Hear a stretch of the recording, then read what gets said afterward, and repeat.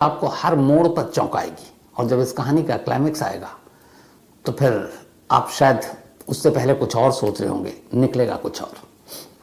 बात 31 जुलाई 2019 की है, 31 जुलाई 2019। बेंगलुरु एयरपोर्ट, जिसका नाम है केम्पेगौड़ा इंटरनेशनल एयरपोर्ट, KIA, किया भी कहते हैं, इसका एक बैक साइड है इस एयरपोर्ट का।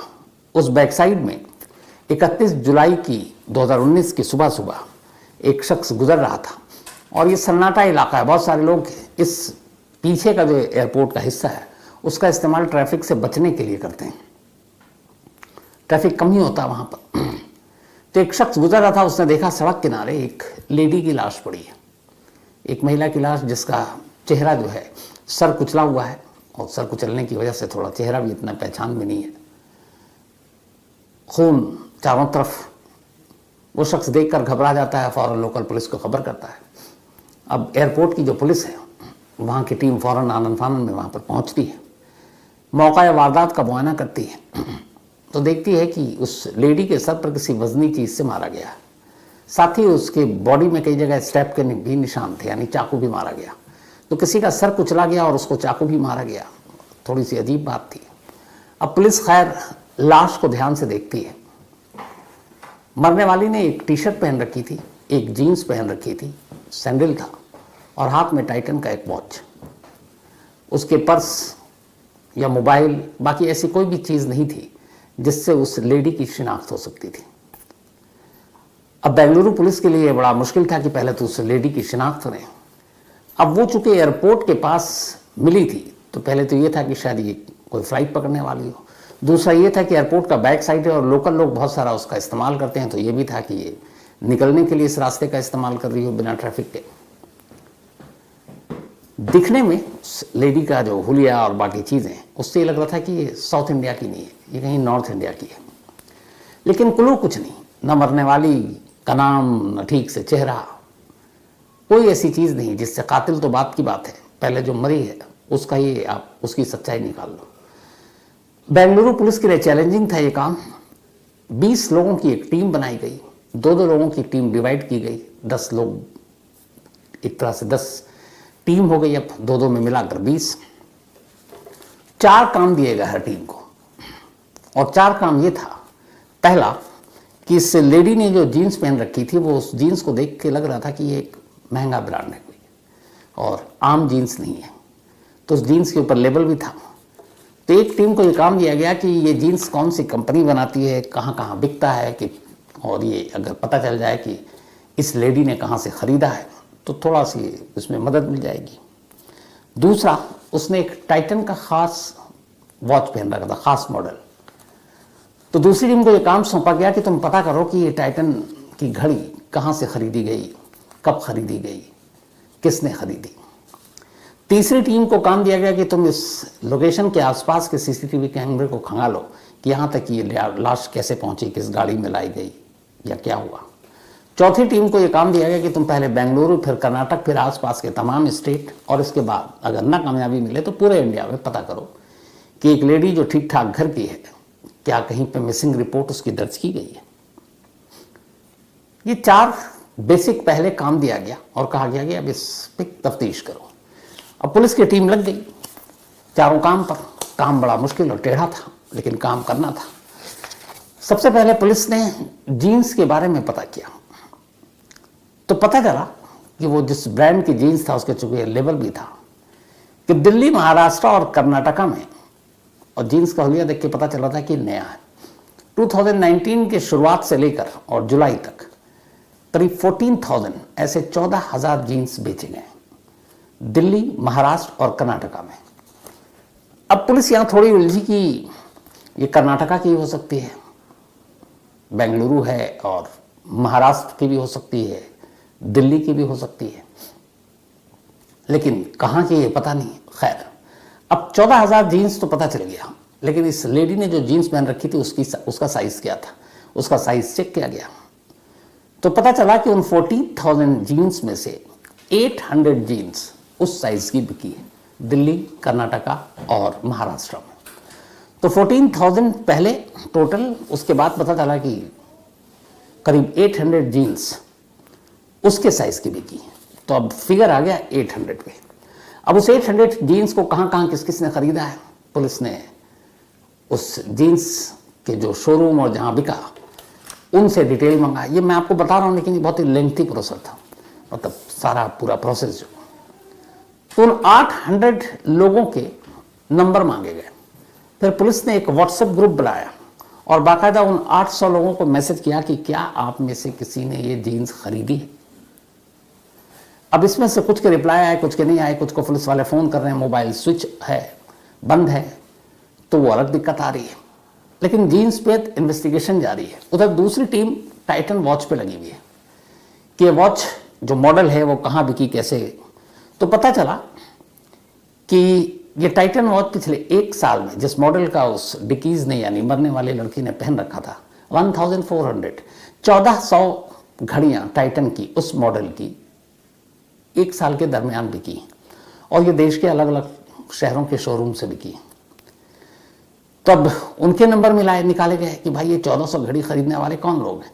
जैसे जीन्स के निकाले गए 14,000 के, यहाँ तो फिर भी तादाद कम थी, तो लेकिन यहाँ फिर भी 1400 लोग थे। अब उन 1400 लोगों के नंबर निकाले गए, उनको फ़ोन करना शुरू किया गया। फिर उनके भी व्हाट्सएप ग्रुप बनाए गए और सबको मैसेज डाला गया कि ये घड़ी आपने खरीदी, आपका क्या नाम, पता, कहाँ के रहने वाले हो।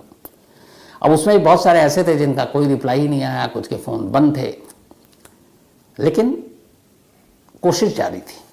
उधर जो एक टीम सीसीटीवी कैमरे को खंगाल रही थी, उसे भी कामयाबी नहीं मिल रही थी। उसने देखा कि एक कार तो दिखी है दूर से, लेकिन बदनसीबी से उस कार का नंबर प्लेट नहीं आया और इसलिए उससे कोई जानकारी ही नहीं मिली। चौथी जो टीम लगी हुई थी तो पता चला कि कर्नाटक और आसपास में कहीं इस हुलिये की ऐसी लड़की की कोई मिसिंग कंप्लेंट ही दर्ज नहीं है। तो हर जगह से रास्ता बंद, पुलिस के आगे बढ़ने की कोई उम्मीद नजर नहीं आ रही। इधर मीडिया में भी ये खबर कि बेंगलोर जैसे शहर में इस तरह से किसी एक लड़की के साथ ये वारदात हुई है। 2019 की बात है, सेफ नहीं है, तो इसको लेकर काफ़ी मीडिया का भी प्रेशर, पुलिस पे बेहद दबाव इस केस को सुलझाने का। लेकिन तमाम कोशिशें जारी है, कोई कामयाबी नहीं मिल रही है। तभी एक रोज़ अचानक पुलिस, जब ये सारी चीज़ों पे कोई कामयाबी नहीं मिली, तो पुलिस ने तय किया कि चलो एक बार और बॉडी को देखते हैं। अभी तक पोस्टमार्टम नहीं हुआ, मॉर्चरी में रखा हुआ मुर्दा घर में। कई बार, पहली बार में कई बार कुछ चीज़ें नज़रों से चूक जाती हैं। पुलिस की एक टीम, सीनियर अफसरों की टीम इस बार गई मुर्दा घर। अब उसने बॉडी को ध्यान से देखा कि शायद जीन से, घड़ी से, बाकी चीज़ों से कुछ नहीं पता चल रहा, कुछ बॉडी ही ऐसी कुछ निशानी हो जिससे कुछ पता चले। इस बार ध्यान से देखा पुलिस ने तो उसकी बॉडी में एक टैटू बना हुआ था जिसपे एस लिखा हुआ था। अब वो हाथ वाथ पे नहीं था, वो यहाँ गर्दन के नीचे था। तो जब उन्होंने देखा एस, तो पुलिस को लगा कि इस जो भी मरने वाली है इसका नाम एस से शुरू होता है। अब पुलिस ने जब ये मिला कि एस से है, तो उन्होंने उधर जो जीन्स थे 14,000, जिसमें से 800 उस साइज के खरीदे गए थे, इधर 1400 घड़ियां जिन्होंने खरीदी। अब पुलिस ने उन सबको दोबारा कांटेक्ट किया और पूछा कि क्या ये घड़ियां या जीन्स आप यहाँ से किसी एस नाम से जिन लोगों ने खरीदी, आप उसकी लिस्ट दे सकते हैं। अब जब वो एस नाम से लिस्ट मांगी गई, तब वो जो 800 थे और फिर 1400 थे, वो फिगर घटकर 115 हो गया कि इस नाम वाले 115 लोगों ने ये घड़ी खरीदी और इस नाम से करीब 200 लोगों ने ये जीन्स खरीदी। तो वो और भी कम हो गया लोगों तक पहुंचने का। अब इस दौरान में जब इस नाम से पता चला तो पुलिस ने फिर पता किया कि बेंगलुरु के इस एयरपोर्ट पर जहाँ पे ये लाश मिली थी, उस एयरपोर्ट से, चूँकि ये 31 जुलाई को लाश मिली थी, तो 29, 30, 31 किसी की फ़्लाइट थी, जिसने ना पकड़ा हो उसकी फ़्लाइट मिस हो गई हो और उसका नाम शुरू होता है एस से। लेकिन वहाँ भी कामयाबी नहीं मिली। पता चला ऐसा कोई नहीं, जितने भी एस नाम के टिकट की बुकिंग थी वो सब फ्लाइट लेकर गए, तो वहाँ भी नाकामयाबी। कुल मिलाकर पुलिस के लिए हर तरफ दरवाज़ा बंद, इधर प्रेशर बहुत ज़्यादा।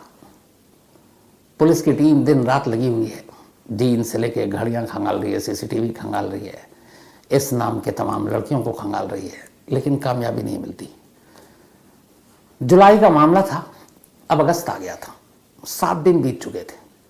7वें दिन लाश बरामद होने के अचानक बेंगलुरु पुलिस के एक कांस्टेबल को एक फ़ोन आता है और वो अपने सीनियर अफसर को बताता है कि सर, ये जो लड़की मरी है इसको इसके हस्बैंड ने मारा है और उन दोनों के बीच में अनबन थी और कातिल वही, और उसी ने लाकर एयरपोर्ट के पास ये बॉडी डंप कर दी है। अब उसने बताया कि वो एक वहाँ पे इलाका है और जो नाम बताया उसने कातिल का, वो बताया कि एक नीला सैंद्रा, उसने अपनी वाइफ को मारा। अब बेंगलुरु पुलिस ने कहा यार 7 दिन से भटक रहे हैं और यहीं अपना 2 थाना छोड़ के ये केस है और हमको पता ही नहीं है।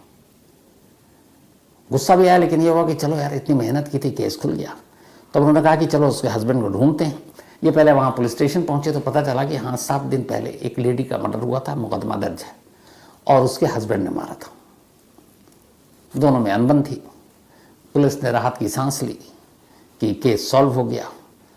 तो उसके बाद अच्छा ये भी था कि ये जो जिसने मारा है वो शख्स बंगाल का रहने वाला, कोलकाता का बंगाली है। तो पुलिस ने उस लेडी के हस्बैंड को गिरफ्तार कर लिया। कांस्टेबल की वाहवाही हो गई कि यार इतनी जहाँ पे हमने घूम घूम कर तफ्तीश कर रहे थे, यहाँ तो ये केस निकला। कातिल पति था, पत्नी की लाश थी, एयरपोर्ट के पास फेंक गया था।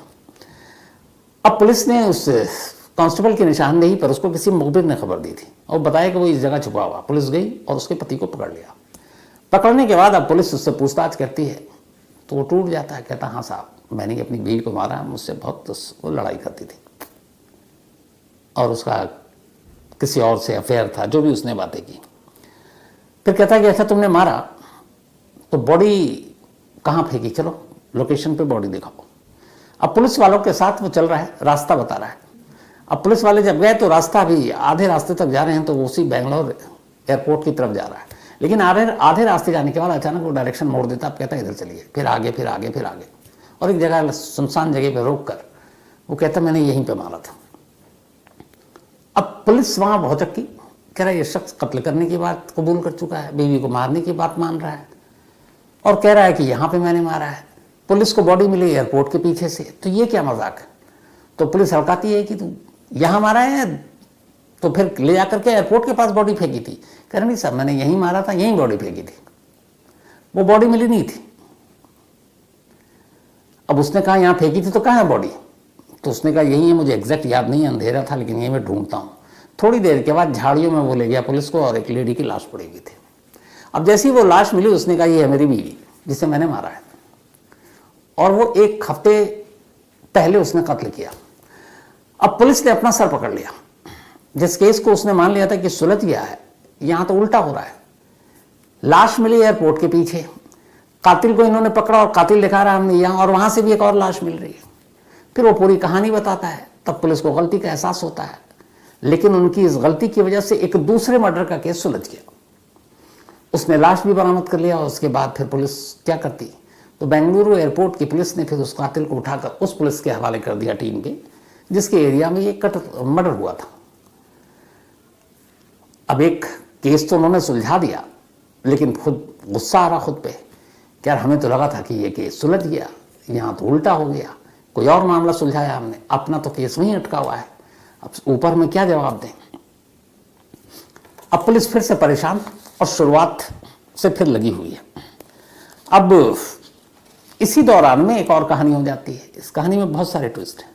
तो दूसरा मर्डर खुल गया। अब पुलिस की टीम फिर से लग गई उसी जीन्स पे, उसी घड़ी पे, उसी सीसीटीवी फुटेज पे, मिसिंग की सब, मतलब शुरुआत से अब कर रही है। 7 दिन हो चुके थे, अब 8वें दिन से फिर लग गए। जो टीम इस पूरे मामले की जांच कर रही थी, उसके एक सीनियर अफसर ने कुछ वक्त पहले बेंगलुरु में एक चोर को पकड़ा था, और वो चोर एक घर से उसने बहुत सारी ज्वेलरी चुराई थी, जिसकी कीमत करीब 50 लाख रुपए थे। बाद में उसने कहा था कि चोरी करने के बाद वो वहां से कोलकाता भाग गया और कोलकाता में जाके उसने ये ज्वेलरी एक जगह बेच दी। तो महीने भर पहले, मतलब ये कत्ल हुआ जुलाई में, इससे पहले जून की बात है, वो साहब जो पुलिस के सीनियर अफसर हैं वो कोलकाता गए। वहां से जाकर उन्होंने वो सारी ज्वेलरी बरामद कर ली और फिर वापस लौट आए बेंगलुरु। जब वो ज्वेलरी बरामद करने के लिए गए थे तो उनके साथ कोलकाता के 2 पुलिस वालों को लगा दिया गया था। उनमें से एक पुलिस वाला लगातार उनसे बात करता था। इसी दौरान जो कोलकाता में जिसने चोरी करके गहने बेचे थे, उसका नाम था कार्तिक। कार्तिक था बेंगलुरु पुलिस के कब्जे में। उस सिपाही ने कहा कि साहब इसने कोलकाता में कुछ और भी लूट वूट के सामान बेचे हैं और कोलकाता में भी कुछ चोरी की है, तो आप हमें प्लीज़ कुछ दिन के लिए उससे दे दो, हम उससे पूछताछ करेंगे।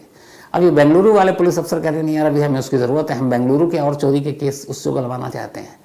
तो वो बार बार रिक्वेस्ट कर रहा है, इधर सीनियर हैं, वो कोलकाता पुलिस का एक कांस्टेबल है, कि साहब उससे हमें बहुत सारे केस सुलझाने में मदद मिलेगी। तो ये चल रहा था, वो लगातार फ़ोन पे बात हो रही थी। इत्तेफाक से केस के 10वें दिन, अब 10 अगस्त आ चुका है, अभी तक कुछ सुलझा नहीं, न जीन से मिली मदद, न घड़ी से मिली मदद, न सीसीटीवी से।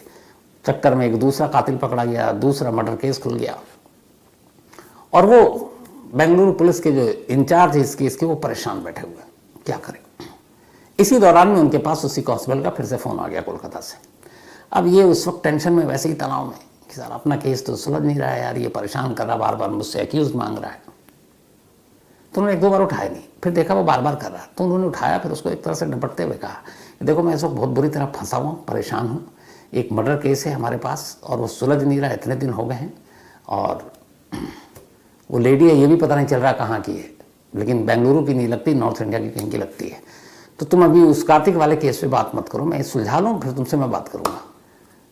जब वो फ़ोन रखने लगे तो कांस्टेबल कहता है 1 मिनट रुकेगा, आपने कहा कि किसी लेडी का कत्ल हुआ, मिसिंग है, उसकी आइडेंटिटी अभी तक पता नहीं चली। बोले हाँ नहीं पता चल रहा है, और वो साउथ इंडियन नहीं है। तो बोले हमारे कोलकाता से भी एक लड़की गायब है और उसका नाम है पूजा डे। वो एक मॉडल है और इवेंट आर्टिस्ट है, इवेंट मैनेज भी करती है, इवेंट मैनेजमेंट का भी काम करती है और ठीक ठाक मॉडल है, और वो जुलाई लास्ट वीक से ही गायब है। करीब 31 को लास्ट मिली, तो उसने कहा कि 27-28 से गायब है, और इत्तेफाक से वो कोलकाता से बेंगलुरु गई थी। अब ये सुनते ही इस पुलिस अफसर के कान खड़े हो गए। बोला आपने वहां रिपोर्ट लिखी है? बोला हाँ मिसिंग रिपोर्ट है हमारे यहाँ, और लेकिन वो कहीं मिली नहीं है। तो बोले कि यार मैं तुमको कुछ फोटो भेजता हूँ, देख के बताओ क्या ये वही है जिसकी मिसिंग रिपोर्ट है तुम्हारे यहाँ? उसने कहा भेजिए। इन्होंने वो तस्वीर निकालकर अपने जूनियर से कहा कि इस पुलिस वाले के व्हाट्सएप नंबर पे भेजो ये फोटो। इस दौरान में जब नसीब साथ देता तो बहुत सारी चीज़ें होती हैं। वो उधर फोटो भेज रहा है उनका जूनियर, और ये बैठ के सोच रहे हैं कि क्या पता कोलकाता से मिल जाए, लेकिन इधर एक दूसरा केस, दूसरा कातिल दूसरे मर्डर में इनको गुमराह कर चुका था, तो पर ये भी था डर कि ये भी ऐसे ही निकलेगा।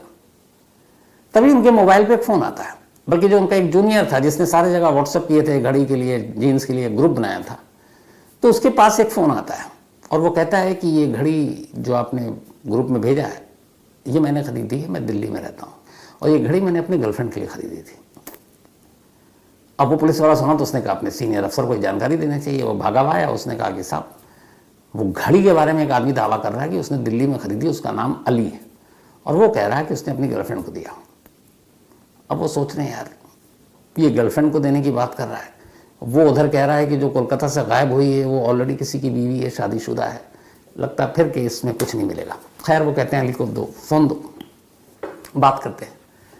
पूछते अच्छा कि तुमने कब दिया? तो उसने कहा मैंने दिल्ली में अपनी, मतलब ये जून जुलाई की बात है, तब मैंने घड़ी गिफ्ट की थी अपनी गर्लफ्रेंड को। बोला तुम्हारी गर्लफ्रेंड का नाम क्या है?